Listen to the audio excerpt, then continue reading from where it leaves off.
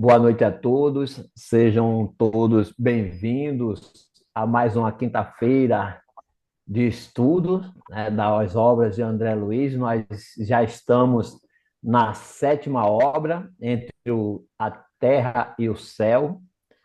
Iremos hoje estudar o capítulo número 2, né, o segundo capítulo. Quem irá apresentar o capítulo para nós é a Yara, trabalhadora da nossa casa, que nós possamos abrir as nossas mentes, os nossos corações, para poder absorver tudo que a Yara trouxe para dividir conosco. Iremos ter na harmonização a Lohane Froté, a Kátia fazendo a prece inicial e a Isa Maria fazendo a prece final. Aqueles que não irão colaborar nesse primeiro momento, pedir para que deixem os seus microfones fechados para não interferir no raciocínio da nossa irmã. Com você, Lohane. Do livro Palavras de Vida Eterna, de Chico Xavier, pelo Espírito Emmanuel. Paciência em estudo. É na vossa paciência que ganhareis as vossas almas. Jesus, Lucas, capítulo 21, versículo 19. Todos necessitamos de paciência um para com os outros, mas compete-nos igualmente a todos estudar a paciência em sua função educativa. Paciência é serenidade, calma, porém não é aprovação ao desequilíbrio. É compreensão, entendimento, no entanto, não é passaporte ao abuso. É harmonização, ajuste, todavia não é apoio à delinquência. É tolerância, brandura, entretanto não é coonestação com o erro deliberado. Ciência, sobretudo, é a capacidade de verificar a dificuldade ou desacerto nas engrenagens do cotidiano, buscando a solução do problema ou a transposição do obstáculo, sem toques de alarde e sem farpas de irritação. Em todos os aspectos da paciência, recordemos Jesus. O Mestre foi, no mundo, paradigma de semelhante virtude, mas não foi conformista. Nunca se apassivou diante do mal, conquanto lhe suportasse as manifestações, diligenciando meios de tudo renovar para o bem. E em lembrando a sinceridade e a fraqueza, não nos será lícito esquecer que o Cristo se revelou tão paciente que não hesitou em regressar depois da morte, ao convívio das criaturas humanas que o haviam abandonado. Ainda assim, é forçoso reconhecer que ele se materializou perante os discípulos, que em maioria podiam ser iletrados e medrosos, mas suficientemente sinceros para continuar-lhe a obra libertadora. E não diante dos fariseus altamente intelectualizados e profundos conhecedores das revelações divinas, mas habitualmente atolados em conveniências e preconceitos, e por isso mesmo capazes de omitir a verdade e estabelecer a perturbação. Boa noite a todos. Amado, querido Mestre Jesus, amigos espirituais que estão sempre a nos guiar, a nos intuir, a todos agradecemos por estarmos aqui mais uma vez, mais uma quinta-feira, estudando as lições deixadas por Ti e pedimos, Senhor, que a nossa irmã Yara seja intuída, seja amparada durante sua explanação, para que ela nos traga tudo aquilo que ela preparou de uma forma clara, de uma forma bastante tranquila para a nossa compreensão. Aumenta, Senhor, sempre a nossa fé. Continue nos amparando e permitindo que tenhamos mais momentos como este que aqui estamos vivendo agora. Que assim seja, graças a Deus.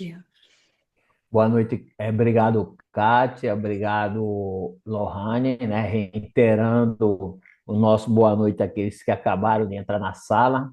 Hoje nós Boa estamos noite. dando nosso boa noite a Yara Baixo, né? Trabalhadora da Associação Espírita Fraternal, a nossa querida casa, que irá apresentar o capítulo No Cenário Terrestre, segundo capítulo. Boa noite, Yara, é com você, querida.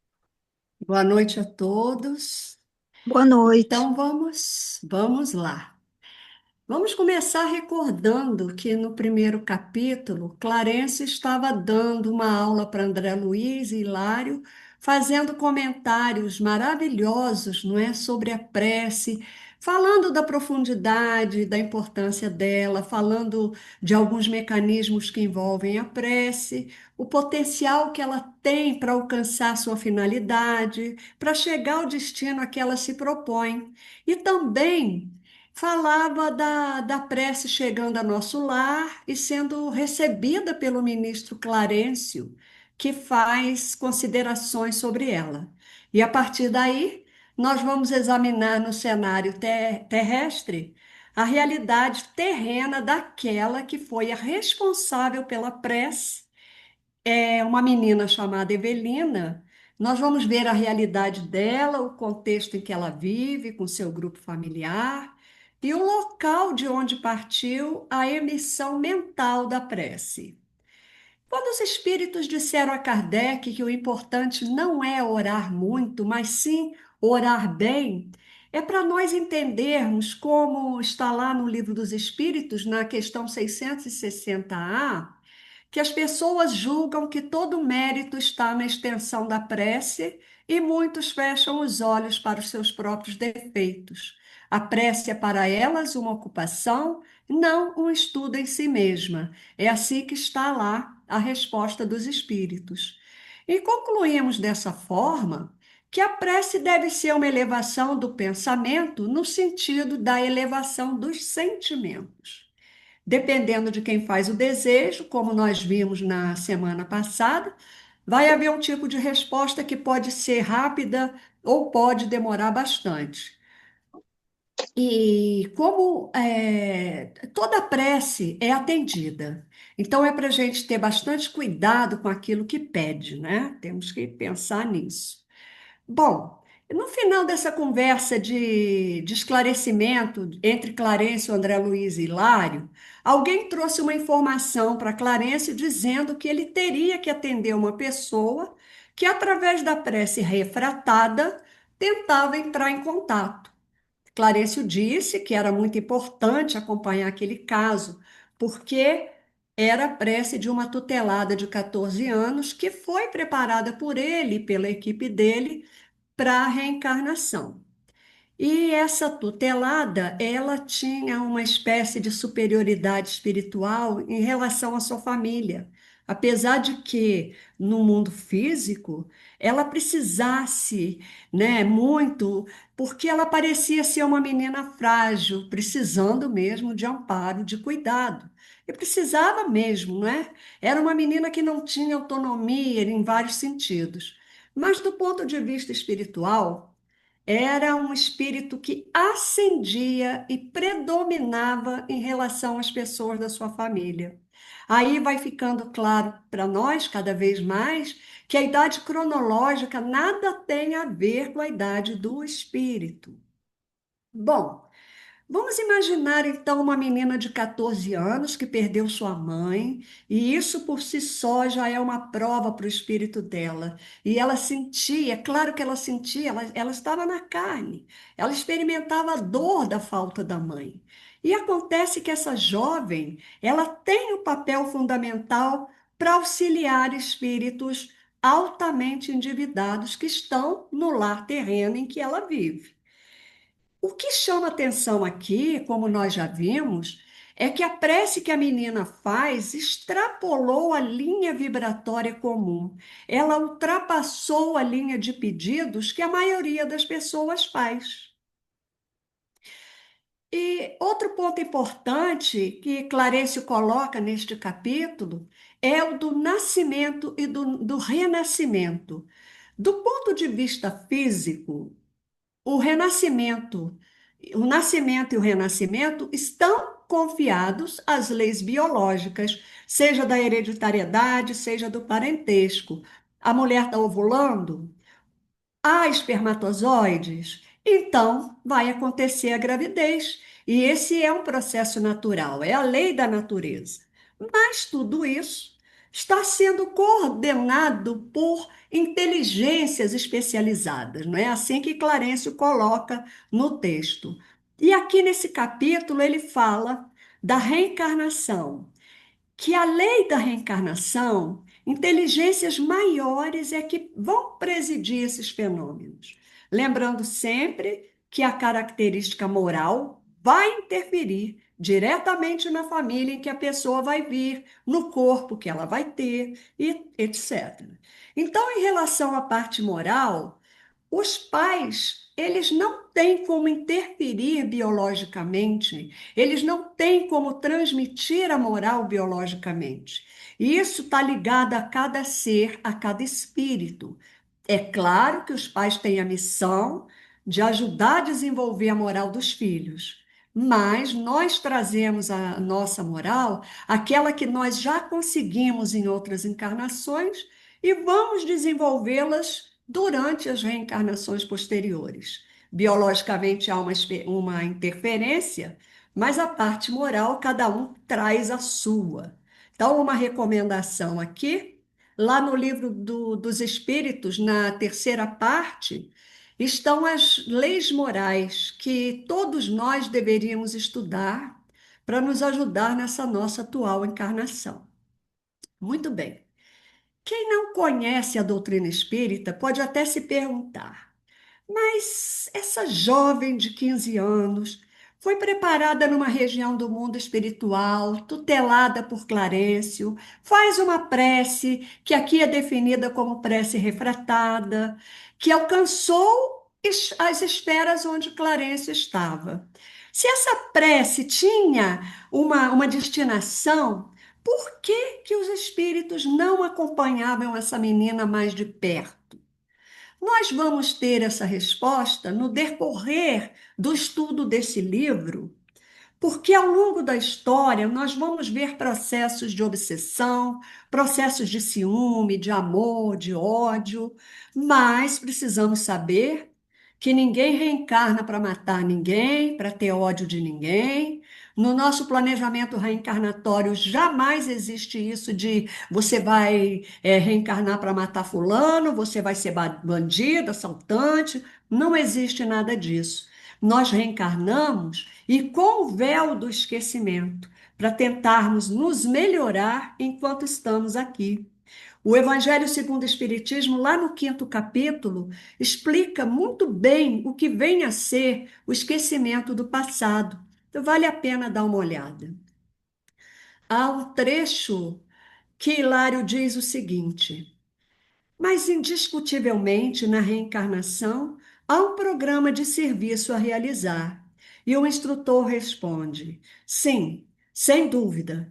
Quanto mais vastos os recursos espirituais de quem retorna à carne, mais complexo é o mapa de trabalho a ser obedecido. Então, o que que isso quer dizer? Conforme nós vamos ascendendo no nosso plano espiritual, no nosso plano evolutivo, mais complexo vai se tornando o nosso planejamento reencarnatório. E, claro, maior passa a ser a nossa responsabilidade. Claro que não poderia ser diferente, porque para os espíritos mais primitivos, mais selvagens, espíritos em provas, expiações e equívocos, eles voltam, reencarnam, submetidos ao automatismo da lei de causa e efeito, já que a lei divina está na nossa consciência. Então, eles voltam dessa forma, sofrendo a repercussão dos erros que eles cometeram em encarnações anteriores. Na questão 621 do Livro dos Espíritos, Kardec pergunta onde é que está a lei de Deus, está escrita a lei de Deus. E os espíritos respondem, na consciência. Então, não é preciso dizer mais nada, não é?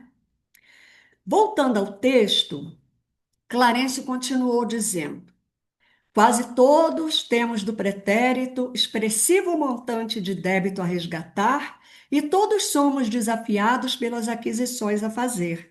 Nisso está o programa, significando em si uma espécie de fatalidade relativa no ciclo de experiências que nos cabe atender. Entretanto, a conduta é sempre nossa e dentro dela podemos gerar circunstâncias em nosso benefício ou em nosso desfavor. Então, o que Clarencio está dizendo aqui? Nós partimos para a reencarnação, como o próprio benfeitor disse, com determinadas fatalidades relativas. O que quer dizer que, se eu me comprometi, errei em algumas áreas, eu escolho encarnar num grupo de pessoas para quem, por exemplo, eu fiz muito mal, a quem eu odiei. Eu escolho encarnar num cenário compatível com aquela experiência negativa. Reforçando, eu escolho reencarnar com quem eu fiz muito mal, com aquele que eu tive muito ódio em vidas passadas, então eu reencarno com essa pessoa na condição de mãe, de pai, de filho, irmão, marido, não é? Há algumas coisas que já são estruturadas em partes da nossa vida pelas quais nós teremos que passar. São as consequências dos nossos atos anteriores, ligados a encarnações passadas. No entanto, apesar desses pontos que estão conectados com essas causas, por nós mesmos geradas, nós temos sempre formas diferentes de agir e de ressignificar as nossas experiências. Temos formas diferentes para dar um novo rumo à nossa existência. Nós temos o livre-arbítrio, o que faz com que possamos agir da maneira que nós julgarmos melhor. Mesmo que seja alguma coisa grave, nós precisamos saber que o plantio é livre e a colheita é obrigatória. O que se planta, se colhe. Vejam só, a atitude, a forma com que nós vamos passar pelas experiências necessárias é que vão fazer toda a diferença. Por isso é que Clarencio diz que podemos gerar circunstâncias em nosso benefício ou em nosso desfavor. Deus nos dá sempre maneiras para que possamos tomar decisões e existe, é claro, um planejamento. Por isso que nós vemos gente querendo tanto uma coisa, correndo tanto atrás daquilo e não conseguindo nada. E para outros, aquilo é tão fácil. Isso é porque cada um tem uma lição que precisa ser aprendida. Às vezes, o que temos não é o que queremos, mas é o necessário para o nosso crescimento espiritual. E como é que nós vamos reagir frente a essas provas e expiações? Se nós nos rebelarmos, se nós nos revoltarmos, vamos nos prejudicar mais ainda. Bem, vejamos mais este trecho de Clarencio aqui. Não podemos olvidar, contudo, que em todos os planos marchamos em verdadeira interdependência. Nas linhas da experiência física, até certo ponto, os filhos precisam dos pais, os doentes necessitam dos médicos e os moços não prescindem do aviso dos mais velhos. O que quer dizer isso aí? Ninguém evolui sozinho. Cada um de nós precisa do outro na evolução. Há uma linha de interdependência entre os espíritos. Há aqueles que estão na frente e aqueles que estão atrás. E aqueles que estão atrás, além deles se inspirarem e caminharem na direção daqueles que estão na frente, ajudam outros que estão mais atrás deles. E é assim que acontece, do ponto de vista espiritual, essa nossa interdependência. E é por isso que o apóstolo Paulo diz lá em Romanos, capítulo 1, versículo 14: eu sou devedor tanto a gregos como a bárbaros, tanto a sábios como a ignorantes. Ou seja, como ele tinha muito conhecimento, inclusive conhecimento espiritual, ele carregava um facho de luz que muita gente não carregava. Daí, quem tem mais deve a quem tem mesmo, a quem tem menos. Olha a lógica do apóstolo Paulo.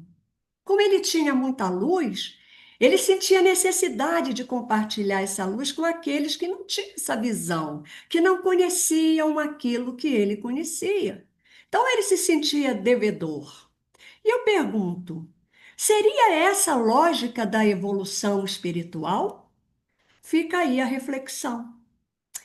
Bom, então vamos falar agora da menina desta história. Evelina, ela estava muito aflita porque ela via sua casa desmoronar pelos acontecimentos recentes, né, daquela família.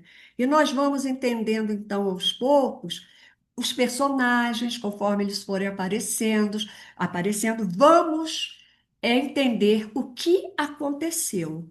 Nesse primeiro momento, nós estamos vendo essa jovem pedindo auxílio através da prece. Pouco a pouco, nós vamos entender também a importância que a espiritualidade tem aqui. E aí a gente fica sabendo, né, como está lá no texto, já foi falado semana passada, o que é a prece refratária. Quem faz essa pergunta é Hilário Silva. Ele também foi médico aqui na Terra, como André Luiz. E junto com André Luiz, eles estavam ligados ao departamento ou ministério, né, ligado a Clarencio. Lembrando que nosso lar está dividido em 6 ministérios e que cada ministério é composto por 12 ministros. E Clarencio é um dos 12 do Ministério do Auxílio, um dos departamentos de evolução de nosso lar, como nós já vimos quando estudamos nosso lar. Então, onde há trabalho, há espíritos bem intencionados. E aqui nós temos a história de uma jovem órfã por parte de mãe, que havia na sua prece, pedido à sua mãe que intercedesse naquele lar.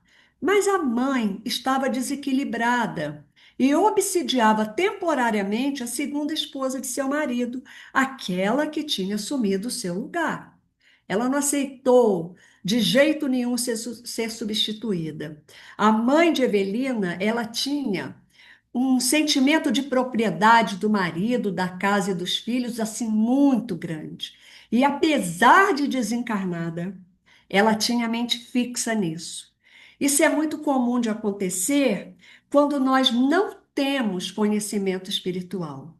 Então, precisamos entender que quando estamos encarnados, nós precisamos ser parceiros, porque não somos donos de ninguém, nem das coisas. Quando a gente desencarna, fica tudo aqui. E outros poderão assumir nossos lugares em qualquer situação. Vai ter alguém para assumir nosso lugar na empresa. De uma forma ou de outra, alguém vai assumir o nosso lugar dentro da nossa casa, né? O papel dentro da nossa casa. Alguém vai pegar nossas coisas, vai distribuir, e é assim que acontece. E nós precisamos estar preparados para isso. Não podemos ficar achando que tudo é nosso, porque não é. Nós usamos, mas não somos proprietários. Somos administradores enquanto nós estivermos aqui. A mãe da menina, ela está presa a isso. Ela se esqueceu dos compromissos que abraçou antes de reencarnar. Na verdade, Odila, né, a mãe de Evelina, não era uma criatura má, mas ela estava em profundo desequilíbrio emocional que comprometia bastante as suas tarefas no bem. Isso aí é uma grande reflexão para todos nós. Como o nosso desequilíbrio emocional pode nos impedir de auxiliar aqueles a quem nós amamos, gerando dor e sofrimento a quem mais nós desejaríamos proteger e amar. Esse é um dos grandes objetivos dessa obra, o de nos mostrar que estamos interconectados uns aos outros e que há formas mais elevadas e afinadas ao propósito do Evangelho para dissolver aquele quisto do mal, como Clarencio, lá no primeiro capítulo, diz, né? Quando ele diz assim que o mal é sempre um quisto limitado a um determinado círculo de ação e que se dissolve com a ação do tempo. Muitas vezes nós nos amarramos a problemas e nos esquecemos que o objetivo da família é o amor, é o ajuste, é ajudarmos uns aos outros. E Evelina era uma jovem que tinha merecimento. Apesar dela não ser um espírito angelical, era um espírito equilibrado. E como a mãe não tinha condições para ajudar, a prece foi desviada para aqueles que pudessem auxiliar naquele momento. E nós vamos ver mais para frente, mas já podemos falar alguma coisa agora. Nós, né, que estudamos o Espiritismo, que nós não devemos invocar nossos entes que estão lá no mundo espiritual para pedir alguma coisa, porque isso pode ser muito perigoso, porque pode ser que eles não estejam em condições de nos atender e nós poderíamos criar um embaraço ainda maior para esses espíritos. Nossos entes queridos, eles podem ser pessoas muito boas, mas eles não podem nos atender porque não são ainda espíritos superiores. Que os superiores, sim, eles têm condições e competência para nos atender. O ideal é o quê? Fazer pedidos ao nosso anjo da guarda, ao mentor espiritual, a uma entidade veneranda, a Maria, ao próprio Jesus e a Deus. Kardec vai nos dizer lá no Evangelho, segundo o Espiritismo, que a rigor tudo é para Deus.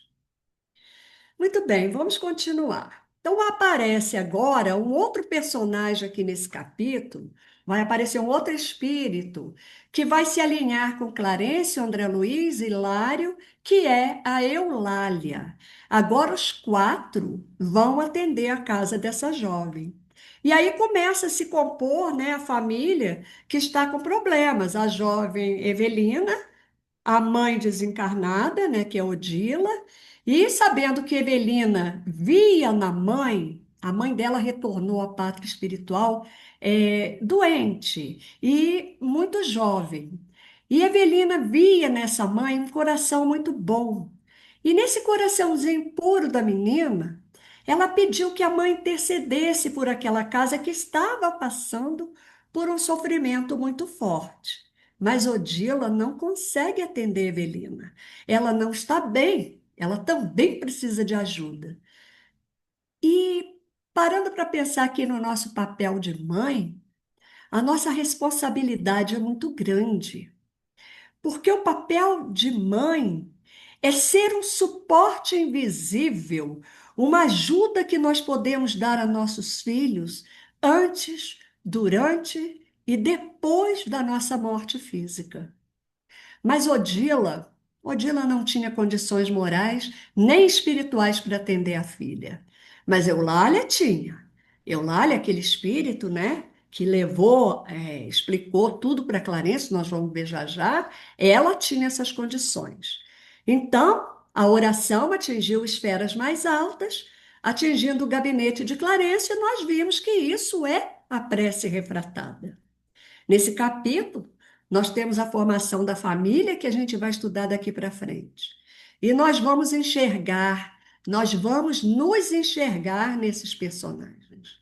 O homem daquela casa é Amaro e a primeira esposa, Odila.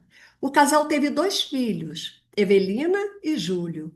Os quatro viviam uma vida razoavelmente boa até que a Odila adoece e desencarna. As duas crianças eram muito pequenas e Amaro sente assim a necessidade de se casar de novo.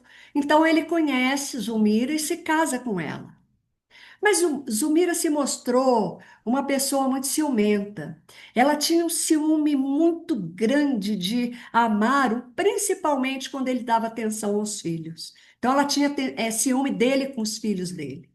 E Nós vamos ver também que a Odila, como Clarencio disse, era vítima de um egoísmo, de uma primazia feminina. Ela não aceita a ideia de ser substituída naquele lar, fato que vai trazer uma complicação muito perigosa, porque ela começa a obsidiar a segunda esposa de Amaro, que é a Zulmira. E essa complicação ela não para por aí. Nós vamos descobrindo isso no decorrer da obra e vamos entender mais é, positivamente, né, o processo de reencarnação.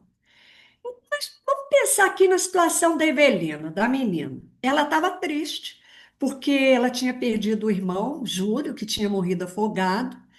Ela estava triste também porque estava no lar em que Zulmira, sua madrasta, estava doente, por achar que Júlio havia morrido por sua culpa, como nós vamos ver mais adiante. Lá o terceiro capítulo vai explicar isso tudo. Amaro, totalmente perdido, adoentado, porque a dor de perder o filho é muito intensa. E como também nós vamos ver mais adiante, Amaro tinha se comprometido com esse filho no passado. Ele se comprometeu a ajudar Júlio no seu reerguimento moral.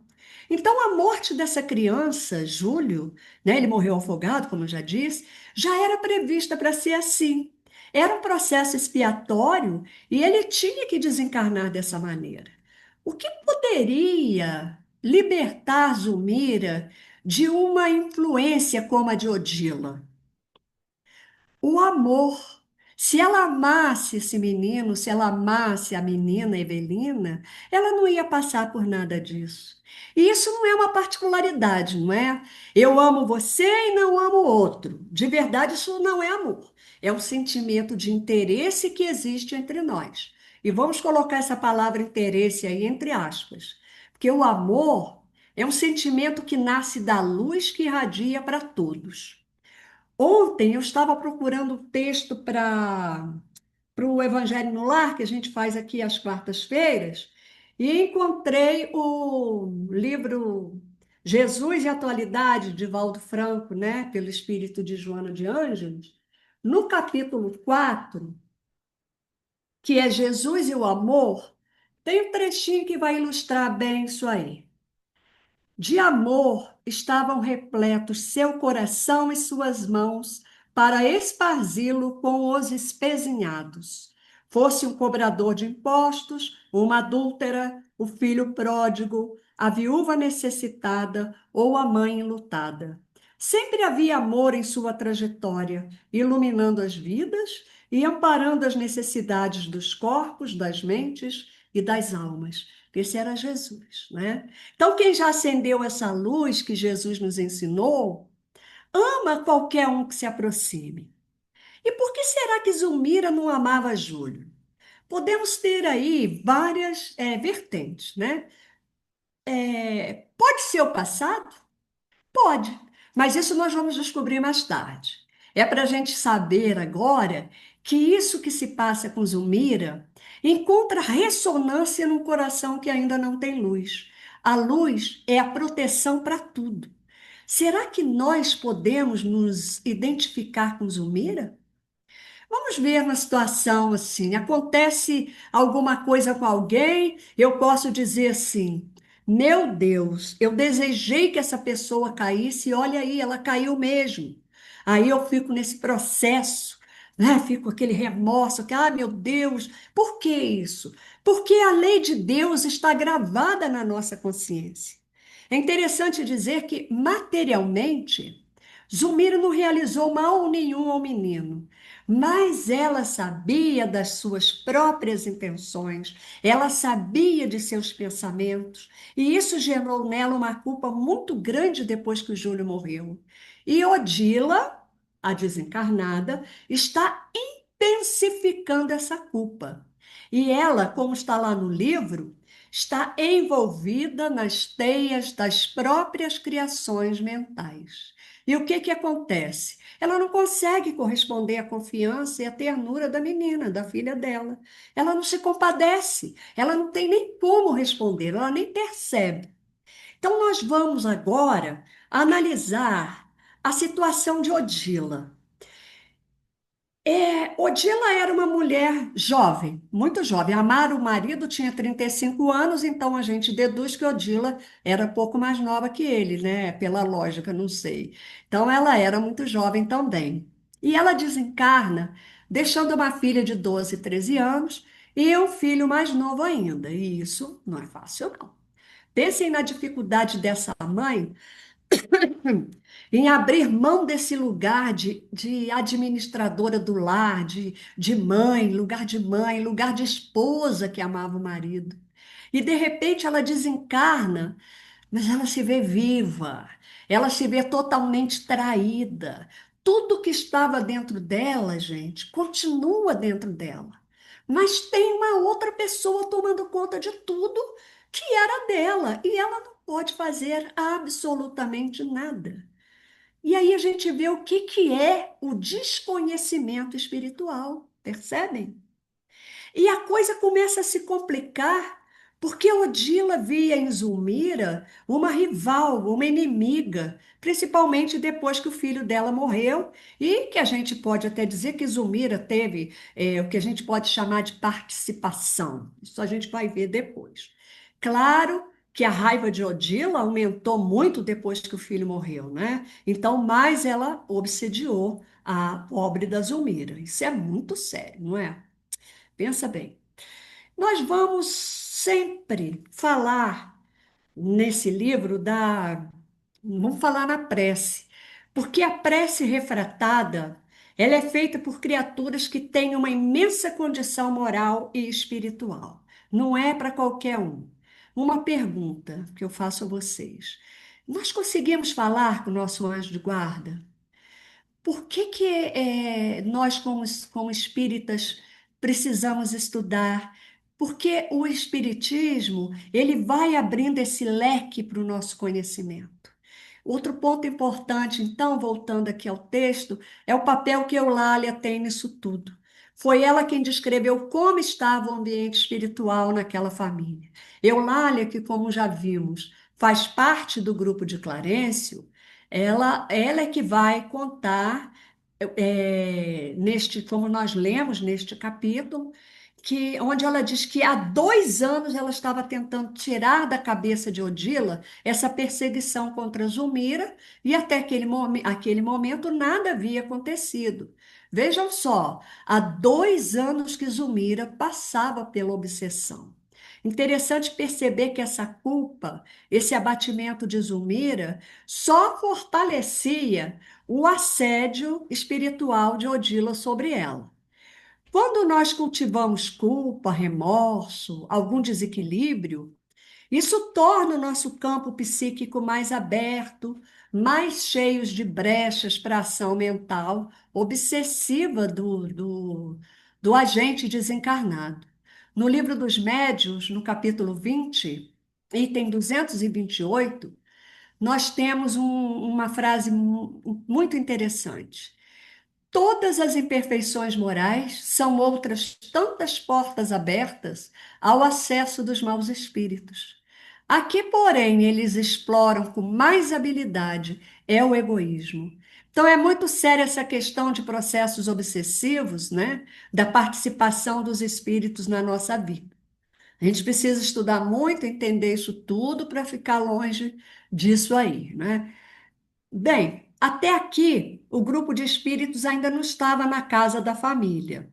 André Luiz descreveu aquilo que Eulália contou, ou seja, todos os fatos acontecidos naqueles 2 anos. Então, eles fizeram um plano de trabalho para serem bem-sucedidos naquilo a que se propunham, para eles saberem onde atuar de maneira mais firme na ajuda àquela família. Os espíritos, gente, eles não chegam sem mais nem menos onde eles têm que ajudar e vão agindo. Então, há todo um planejamento, há todo um trabalho anterior para isso. E é interessante dizer, nós já sabemos disso, que nós nunca estamos sozinhos. Na hora em que as coisas estão complicadas na nossa vida, na hora que nós pensamos que não vamos dar conta, que o peso está muito maior do que a gente aguenta, a ajuda chega. Existem amigos cuidando da gente. Bem, então agora eles chegam à casa da família. Vem que é uma casa modesta, mas uma casa confortável. Essa família ela não tinha problemas íntimos, ela tinha problemas íntimos, aliás, elas não tinham problemas financeiros. Eles encontram Amaro, o pai de Evelina, estudando um livro de sua profissão sobre mecânica, mas Amaro não conseguia se concentrar na leitura por causa das preocupações, das coisas que estavam machucando muito o coração dele. E não é à toa que Amaro está passando por isso tudo. Clarencio contou que Amaro usou armas, usou lâminas de ferro no seu passado para prejudicar outras pessoas com aquelas torturas que se faziam antigamente. Amar era um espírito altamente comprometido com as leis divinas. Interessante nós pensarmos agora que quando nós nos deparamos com problemas como esses em nossas famílias, ou outros problemas que só quem passa por eles sabe, logo achamos que somos vítimas, mas não há vítima nenhuma. O fato de sofrermos e sabermos que não somos vítimas está muito bem explicado no Evangelho segundo o Espiritismo, lá no capítulo 5, onde nós podemos estudar os textos A Justiça das Aflições, Causas Atuais das Aflições, Causas Anteriores das Aflições e muitos outros textos interessantes para nos elucidar. É preciso nos lembrar também que nós todos somos imperfeitos, que nós viemos numa família para trabalhar juntos, para aprender juntos, para um ajudar o outro. E agora, nós precisamos prestar atenção para saber onde é que está aquele anjo que veio nos ajudar dentro de casa. Voltando a falar de Amaro, temos aí a lei de ação e reação, porque Amaro usou equivocadamente o material descrito, né, no passado. Hoje ele tem a oportunidade de trabalhar numa ferrovia como um trabalhador altamente qualificado, empregando a sua inteligência, o seu tempo para o bem, usando o material que antes era usado para o mal. Nós vemos assim os mecanismos da evolução e da reencarnação. É a divindade aproveitando tudo em prol da nossa evolução. E é por isso que a missão espiritual, mesmo de uma Evelina, é iluminar o missionário. E ela é uma missionária. Evelina, ela tinha uma missão, não era uma missão no sentido coletivo, mas uma missão, uma tarefa com aquele grupo familiar. Ela precisava ajudá-los, ela precisava ampará-los. Em outras palavras, a ajuda.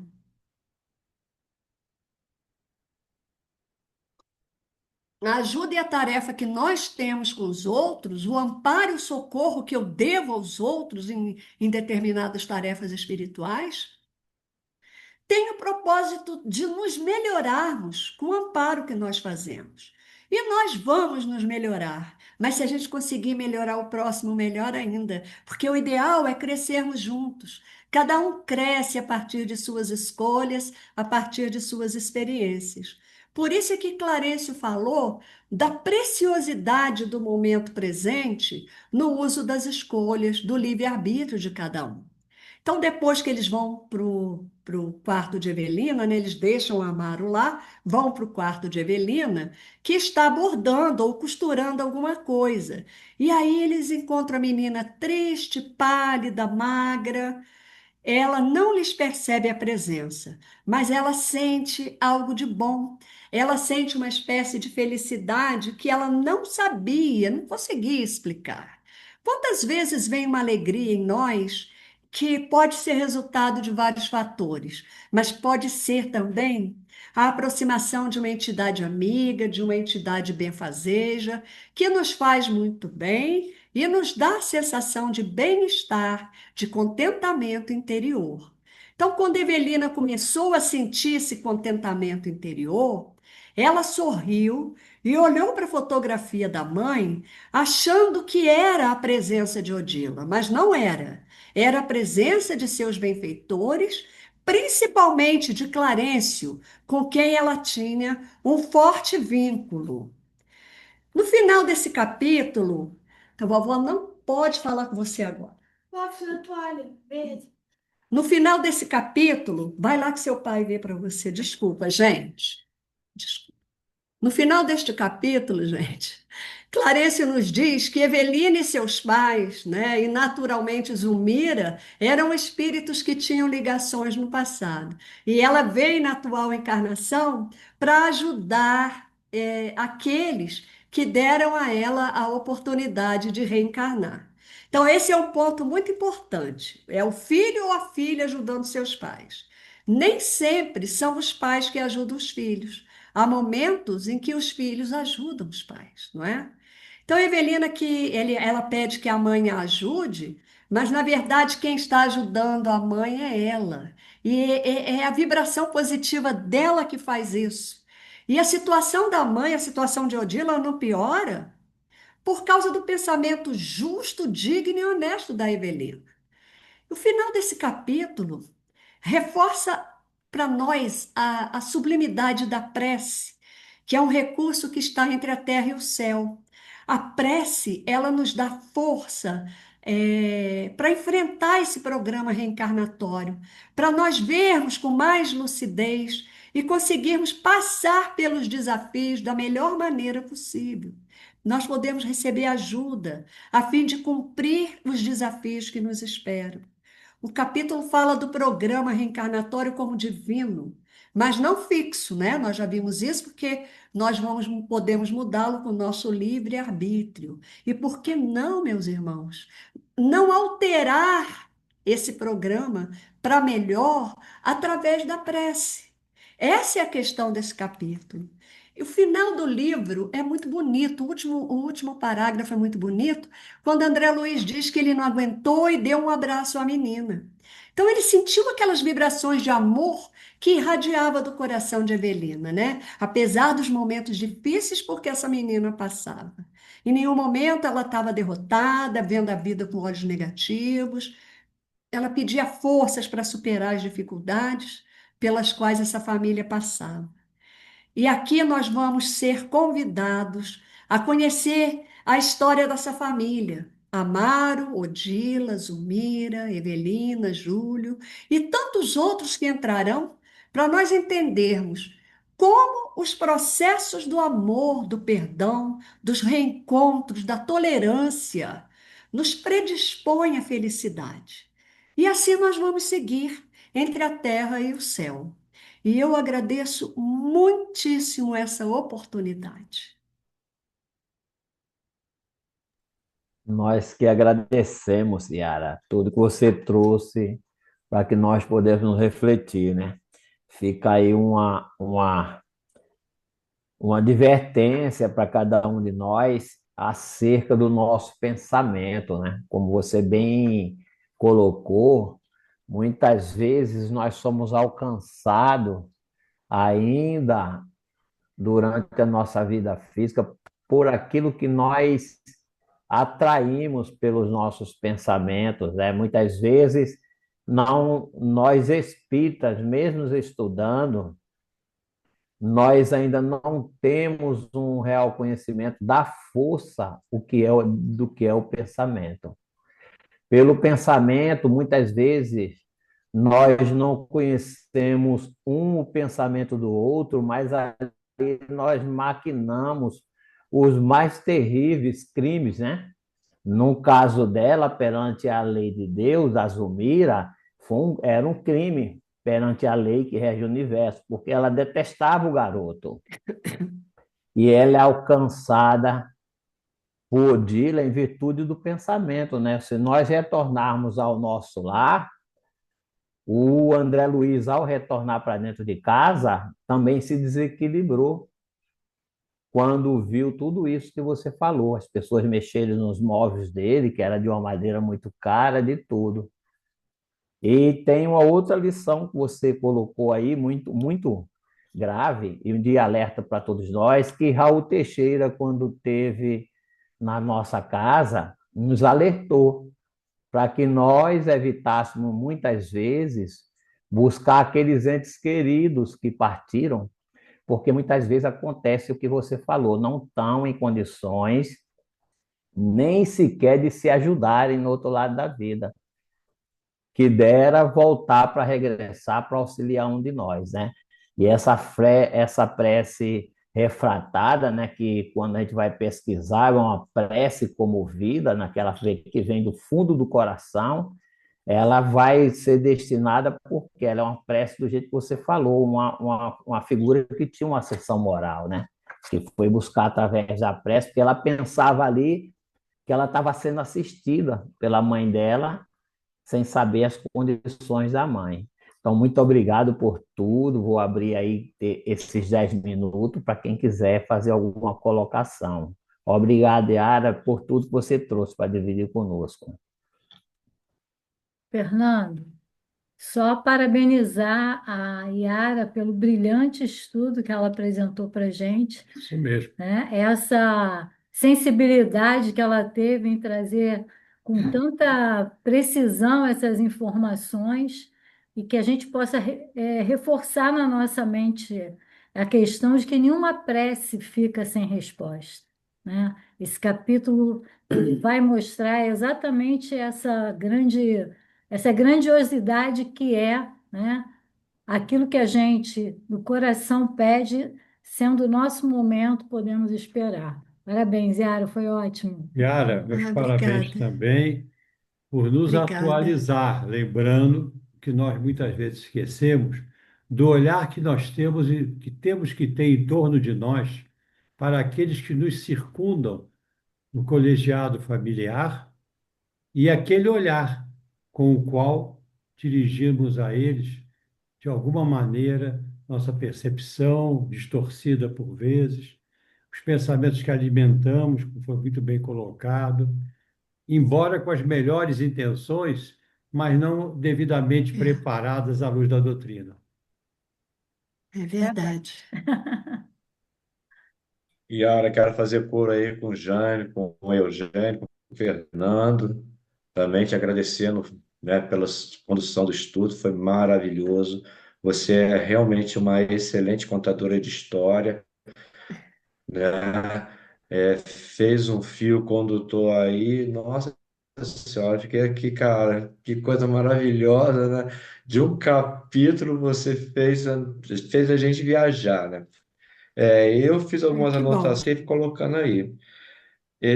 Quase nos primeiros capítulos desse livro, cap- nas primeiras parágrafos Tá desse falhando? capítulo que você falou, ele diz o seguinte: falávamos de responsabilidade. Tem um livro que é Espiritismo de A a Z, da Federação Espírita Brasileira. É tipo um dicionário que traz várias palavras, né, e as palavras extraídas das obras espíritas, tanto as básicas como as subsidiárias, né? E ele sinalizou, né, o conceito de responsabilidade dizendo o seguinte, né? Responsabilidade é o princípio divino a que ninguém poderá fugir. E a fonte, justamente, é o primeiro capítulo do livro, né, que a Eliana fez semana passada. Essa frase está dentro desse capítulo. Aí eu fiquei pensando, né, sobre essa responsabilidade. E tudo isso que você falou, agrupou tudo aí muito bem. A responsabilidade, né, quando nós aceitamos, né, a reencarnação, quando já participamos de uma certa forma na construção da nossa reencarnação, nós não somos obrigados a aceitar, né, essas coisas, né? Mas se a gente aceitou, há uma responsabilidade nossa e que devemos realmente ser muito atento para que a gente não venha, né, cair nas ciladas, conforme você mesma colocou aí, né, sobre pensamentos doentios, essa questão de posse, meus filhos, minha casa, meu marido, minha esposa, e que a gente se apega nessas questões todas e que depois isso aí, né, cria uma responsabilidade em nós, e depois que a gente desencarna, a gente fica numa situação difícil, como a nossa irmã Odília. Então, Yara, muito bom, adorei seu estudo. Mais alguém? Temos ainda 6 Muito minutos. Eu obrigada. também gostaria de parabenizar a Yara, foi muito esclarecedor, maravilhoso, como disse o Chico, Nós viajamos, Yara, nas suas Que palavras. Foi bom, que muito, bom. muito bom, querida. E eu fiquei, assim, presa numa fala sua, quando você disse: nada que temos aqui vai conosco, né? Não levamos nada, tudo fica aqui e nós temos que, do outro lado, ter essa compreensão de que outros irão assumir o nosso papel, né? Mas não basta só estudarmos e sermos espíritas, tem que haver um esforço muito, muito grande, porque o que nós vemos dos irmãos que vêm nas comunicações é essa dificuldade de deixar os filhos, de deixar a casa, de deixar tudo aquilo que a gente cuida, que a gente criou com tanto amor, né? Então, é É, algo que eu acho que precisamos trabalhar sempre, sempre, é isso aí. porque A questão é a gente tomar essa consciência, que a gente tem que estudar, sim, mas tem que fazer isso, internalizar em nós, fazer parte da gente. Porque quando a gente for, a gente sabe, ó, tchau, não tem nada aí, vocês agora cuidam de tudo. A gente tem que ter, né, essa liberdade conosco mesmo, né? é, exatamente, É até muito uma, bom. é até uma inversão de valores, né? A gente achar que a vida aqui é a vida permanente. Na verdade, a vida É, verdadeira é espiritual. É, aqui é passageiro. Lá é a vida real mesmo. Nós sabemos disso, falamos Francisco, isso, Luiz mas Francisco, não vai falar. como Oi, vai ser? boa noite a todos. boa Parabenizar noite, pelo belo trabalho, pela bela exposição. Compartilhou obrigada. realmente de uma forma maravilhosa. Eu destaco, assim, tem um texto ali nesse capítulo. Está me ouvindo bem? Vocês estão me ouvindo bem? Uhum. Sim, Tem um trecho que ela comentou aí do capítulo que é assim: quanto mais vastos os recursos espirituais de quem retorna à carne, mais complexo é o mapa de trabalho a ser obedecido. Eu falei, misericórdia.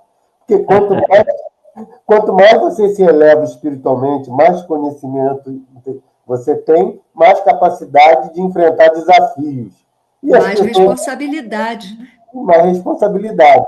E as pessoas, às vezes, fogem dos desafios, né? Porque, essa evolução espiritual requer sacrifício, requer esforço.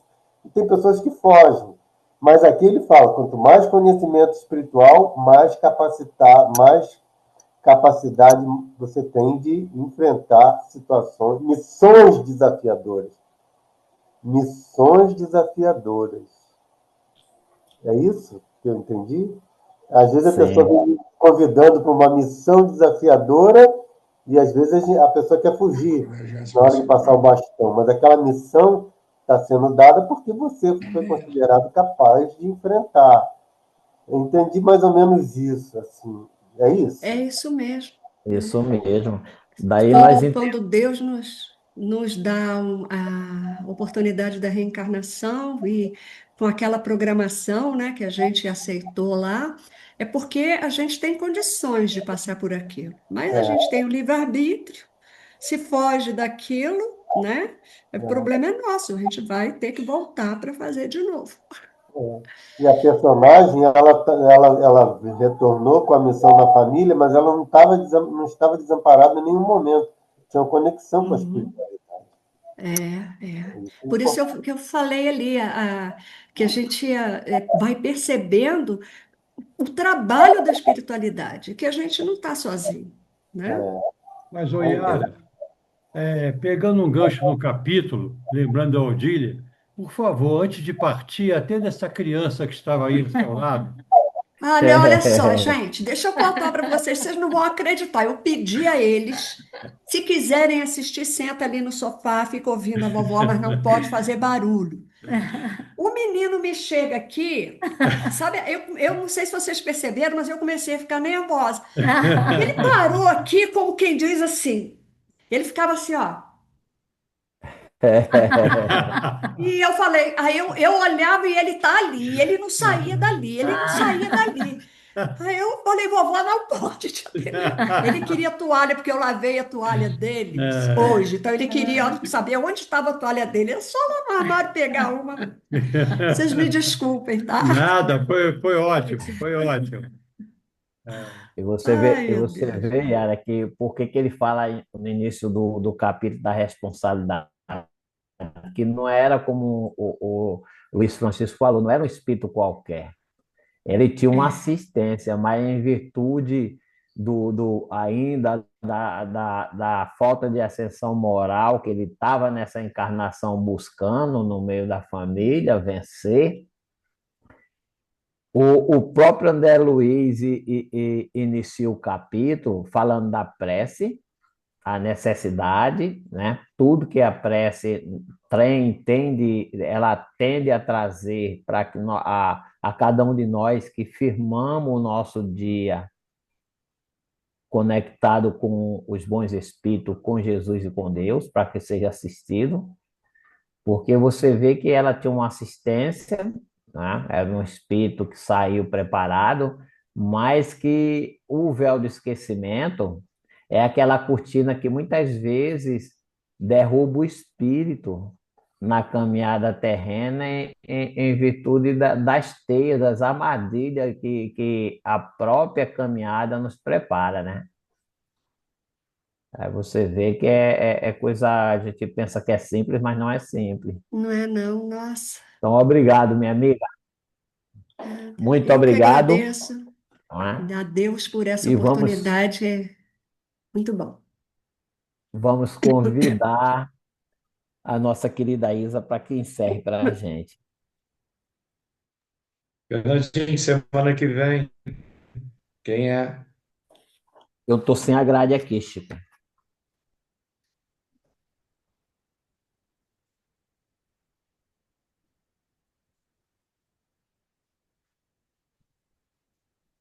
Pai de infinito amor e bondade, Jesus, É nosso Milton, lá Mestre, do Maranhão.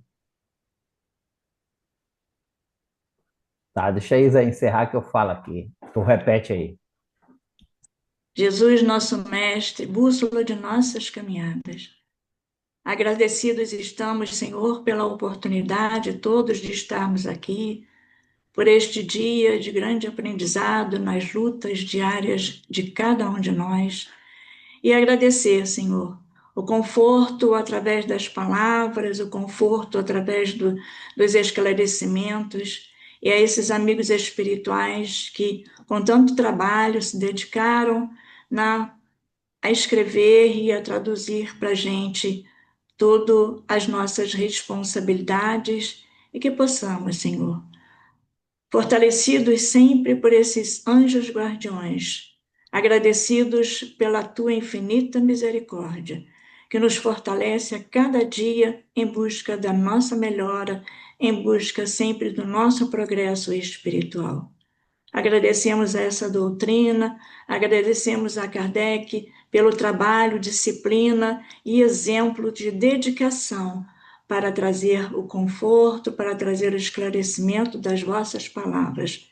Esteja com todos nós, abençoe, Senhor, este nosso planeta, abençoe a todos os nossos irmãos em humanidade, que nesse momento passam por algumas agrulhas, por umas dificuldades, que amparados eles sejam sempre, Senhor, por sua divina misericórdia. Nos conceda uma noite de paz, de refazimento e amanhã um despertar com grandes oportunidades de aprendizado, de entendimento e para alcançarmos mais um degrauzinho, Senhor, no nosso progresso espiritual. Que a sua noite seja de paz para todos nossos irmãos. Que assim seja. Obrigado,